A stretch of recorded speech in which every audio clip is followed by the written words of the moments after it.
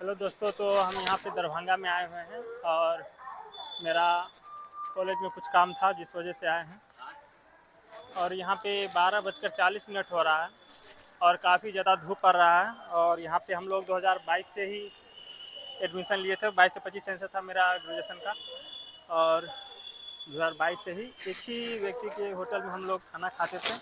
उसी व्यक्ति के होटल में चलकर आपको खाना खाकर दिखलाते हैं और उनसे बातचीत करेंगे, क्योंकि बहुत दिनों के बाद उनके होटल में जा रहे हैं। दोस्तों होटल के पास आ चुके हैं, ये रहा होटल यहाँ का। और चल के पूछते हैं कि कैसे क्या है। भैया, और चावल कैसे थाली है? 60 रुपया। यहाँ का अंकल जी कहाँ चले गए? क्या कर रहे हैं? ना उनसे मतलब हम बहुत दिन से यहाँ आ रहे हैं। क्या कर रहे हैं अपने बताइए। अपना वीडियो बना रहे हैं। एक प्लेट चावल लगा दीजिएगा। इसे देखते हैं चावल कैसा रहता है इसका। हमारा खाना रहा, खाना फिलहाल अच्छा था लेकिन उतना भी अच्छा नहीं था जितना पहले हुआ करता था। उनका व्यवहार अच्छा नहीं था। अब चलते हैं कॉलेज पे, क्योंकि बहुत समय हो चुका है, 1 बज चुका है और कॉलेज 3 से 4 बजे तक ही खुला हुआ रहता है। कॉलेज में चल कर दिखाते हैं। आज हमारे कॉलेज में हमारा आखिरी दिन है।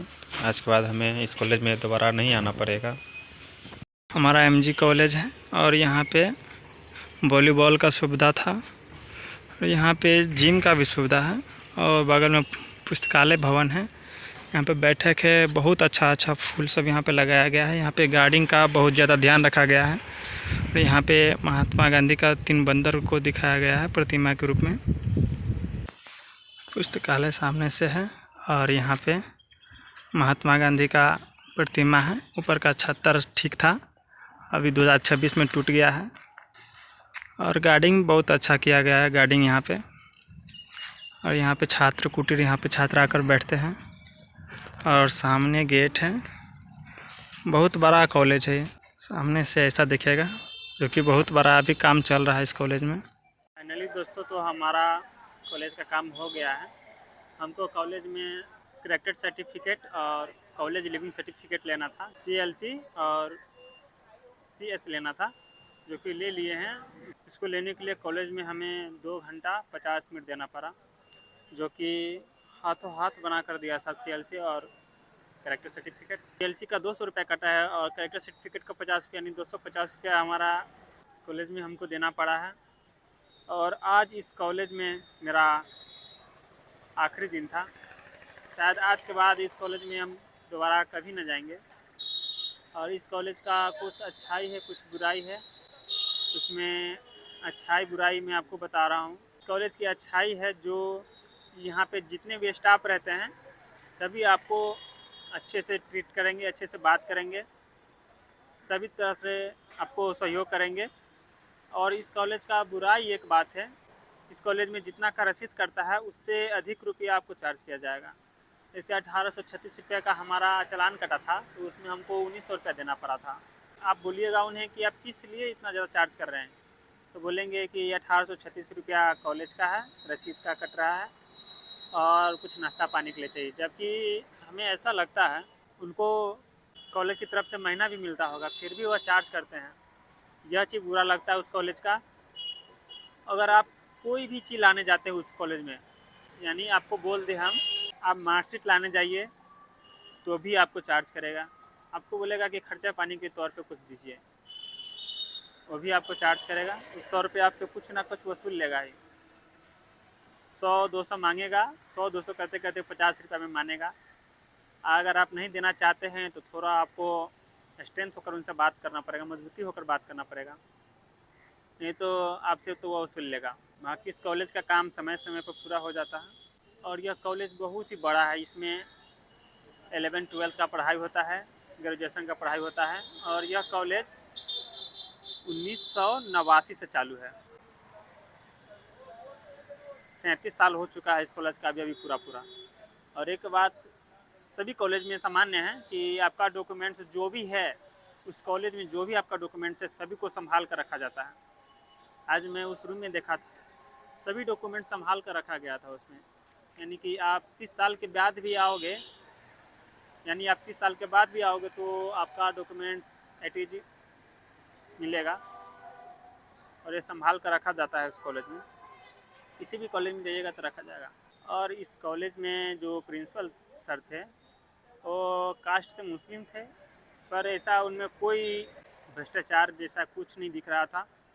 अगर किसी काउंटर पे जाकर साइन मोहर करवाते तो उसका भी अलग से चार्ज किया जाता, और यहाँ पे प्रिंसिपल सर से साइन मोहर करवाए तो उसका एक चार्ज भी नहीं लिया गया।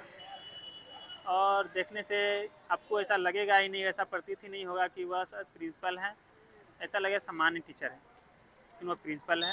आपको सच बताओ दोस्तों, मैं 3 साल से उस कॉलेज में जा रहा था और 2 साल तो मैं उस प्रिंसिपल को पहचान नहीं पाया, और थर्ड पार्ट में जाकर जब साइन करवाना था तब उनको पहचान पाए और आज अच्छी तरह से उनको देखें। बाकी कॉलेज में आपको सलाह दूंगा कि सरकारी कॉलेज से ही ग्रेजुएशन कीजिएगा, प्राइवेट कॉलेज में कहीं ना कहीं आपसे ज़्यादा चार्ज करेगा। और मैं आपको एक सुझाव देना चाहता हूं, अगर आप ग्रेजुएशन कर रहे हैं या 12th कर रहे हैं, अगर आपके कॉलेज में लाइब्रेरी का सुविधा है, पुस्तकालय की सुविधा है, तो आप उसका पूरा फ़ायदा उठाइए। और आज जाकर मुझे रियलाइज़ हो रहा है कॉलेज को 3 साल देने के बाद कि मुझे उस लाइब्रेरी का लुत्फ़ उठाना चाहिए, फ़ायदा उठाना चाहिए था, क्योंकि उस लाइब्रेरी में बहुत तरह की किताब पड़े हुए थे। अगर आप चाहे तो किसी भी तरह का किताब उठाकर पढ़ सकते थे उसमें। उसका कार्ड बनता था लाइब्रेरी का, 7 दिन 15 दिन के लिए बुक आप ले जा सकते थे। अगर 15 दिन से ज़्यादा होता था तो सप्ताह में 1 रुपया, मतलब रोज़ के तौर पे बोला जाए तो एक रोज़ में 1 रुपया उसका चार्ज लगता था एक्स्ट्रा। 2 दिन में 2 रुपया, सप्ताह में 7 दिन में 7 रुपया एक्स्ट्रा चार्ज लगता था। अगर सप्ताह से एक सप्ताह से आप ज़्यादा रखते हैं तो उसको 2-2 रुपये प्रतिदिन के हिसाब से फ़ाइन भरना पड़ता था। लेकिन फिर भी आप उसका फ़ाइन भर कर भी लुत्फ़ उठा सकते हैं तो उठाना, क्योंकि मैं अपने अनुभव के सहारे बता रहा हूँ, अनुभव से बता रहा हूँ, क्योंकि यह मौका मैंने मिस कर दिया। और एक चीज़ आपको और सजेस्ट करना चाहता हूँ, आप किसी भी कॉलेज में या कहीं भी जाए तो डरिएगा नहीं, किसी भी चीज़ को जांच पड़ताल करने से मत डरिएगा, देखने से मत डरिएगा। क्योंकि मैंने उस कॉलेज में उस पुस्तकालय को हमेशा से बंद देखा था, तो उसमें कभी भी जाकर जांच पड़ताल नहीं किया कि वाकई में चालू है या नहीं है, किसी सर से नहीं पूछा। बस देखा गेट बंद है तो मैंने मान लिया कि कॉलेज का जो पुस्तकालय है वो पूरी तरह से बंद है। लेकिन आज जाकर मैं जब कॉलेज में साइन करवाने गया था पुस्तकालय में कि मैंने इस पुस्तकालय से एक भी पुस्तक नहीं उठाई है और मेरे पास एक भी पुस्तक नहीं बचा है, एक भी पुस्तक मुझ पर नहीं है, तब जाकर मुझे रियलाइज़ हुआ। और मैंने मैम से बताया, मैम यह मौका गंवा कर मैंने बहुत बड़ी भूल कर दी, और अपने छोटे भाइयों को बहनों को सजेस्ट करूंगा कि ऐसा मौका मिले तो उसका फ़ायदा ज़रूर उठाइएगा, अन्यथा बाद में आपके पास पछताने के अलावा कुछ नहीं रहेगा। थैंक यू दोस्तों। तो मुझे आशा है कि आप इसका फ़ायदा ज़रूर उठाइएगा, तो मेरे लाइफ एक्सपीरियंस से आप भी अनुभव कर सके, इसके लिए आप वीडियो को लाइक कीजिएगा, कमेंट कीजिएगा, और कमेंट के माध्यम से बताइएगा क्या आपने उस लाइब्रेरी का फ़ायदा उठाया था, उस पुस्तकालय का फ़ायदा उठाया था जिसका आपको वाकई में उठाना चाहिए था। थैंक यू दोस्तों।